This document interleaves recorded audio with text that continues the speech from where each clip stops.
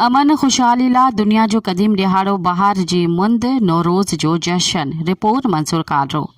नौरोज़ जी ख़ुशियुनि भरे ॾिहाड़ जी मुनासिबत सां 27 मार्च ते डायरेक्टर खाना फरंग इस्लामी जमहूरिया ईरान लतीफ़ाबाद हैदराबाद जनाब आगा रज़ा पारसा जी मेज़बानी में शानदार तक़रीब थी, जंहिंमें पाण शरीक मेहमाननि जो शुक्रिया अदा कयो। ही ॾिहाड़ो बि दुनिया में मुख़्तलिफ़ नालनि सां पंहिंजे वतन जी तहज़ीब, तारीख़ तोड़े मज़हबनि ऐं समाजनि सां सलहाड़ियल ॾिहाड़ा मल्हाए उन्हनि जी अहमियत खे रोशनास करण जो सिलसिलो आहे।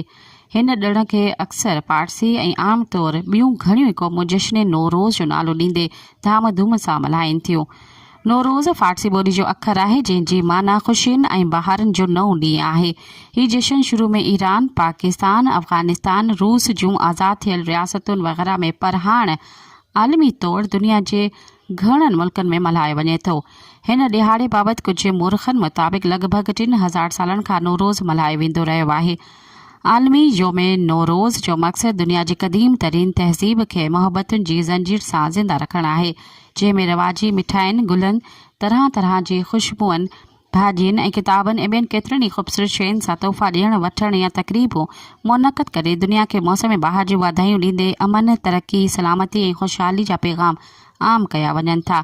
दुनिया में हिन वक़्तु जंगियुनि खां नफ़रत ऐं अमन सां मोहबत जा लाड़ा घणो ॾिसजण में आया आहिनि।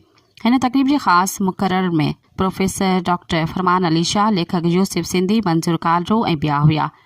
स्क्रीन वसीले ईरानी रहबर जो पैगाम ॿुधायो वियो ऐं नौरोज़ जा गीत पेश कया विया। आख़िर में शरीक महिमाननि लाइ अफ़्तार जो आलिशान इंतज़ाम कयल हो।